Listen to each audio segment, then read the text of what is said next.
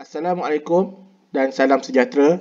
Jadi pada kali ini kita akan menyambung pengaturcaraan microbit kita menggunakan aplikasi pengaturcaraan MacCode, yang mana dalam bahagian pertama kita telah berhenti pada set servo.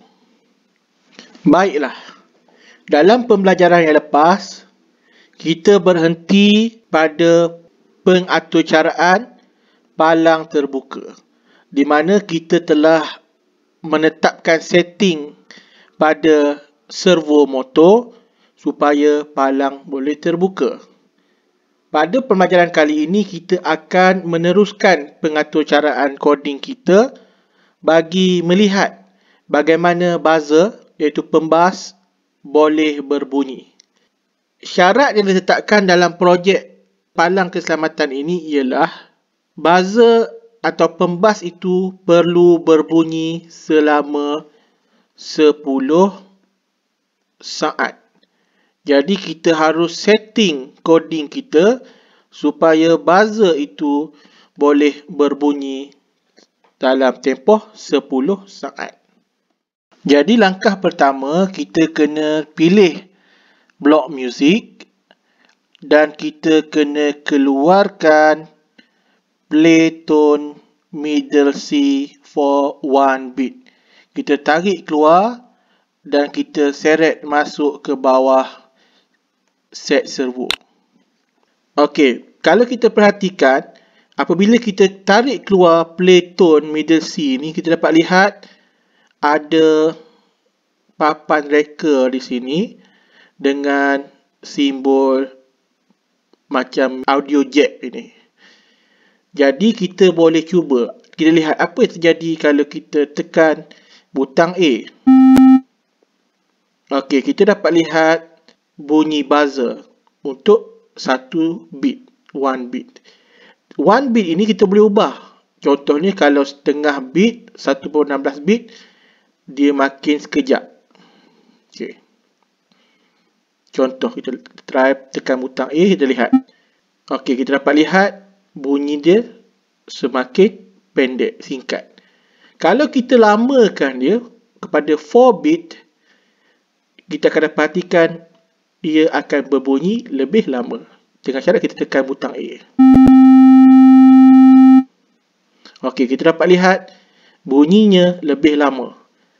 Persoalannya, bagaimana kita nak pastikan bunyi bit ini boleh pergi sampai ke 10 saat. Jadi di sinilah gunanya kita memakai satu lagi blok muzik, iaitu blok beat. Kita tarik keluar blok beat ini keluar.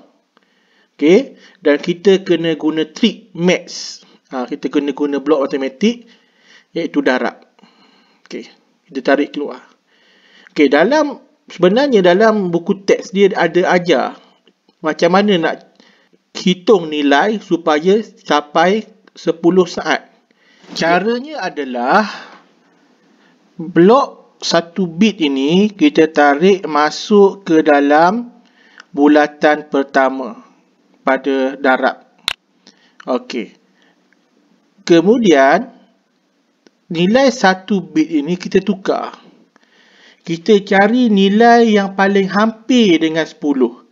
Sebab kita punya target nak suruh buzzer itu berbunyi selama 10 saat. Jadi ada 4 bit.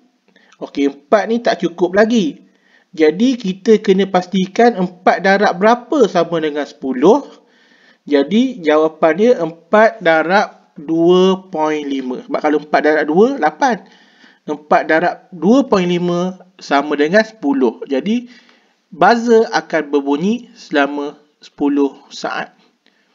Selepas kita selesai membuat operasi matematik di sini, kita tarik blok ini masuk dan tukar kepada 4 bit yang di dalam ni, kita tukar di sini. Okey. Jadi sekarang kita telah ubah play tone middle C for 4 bit times 2.5. Jadi kita telah pun setting supaya tone ini dimainkan selama 10 bit. Okey. Cuba kita tekan butang A, kita tengok lama ke tak, cukup tak 10 saat. Okay.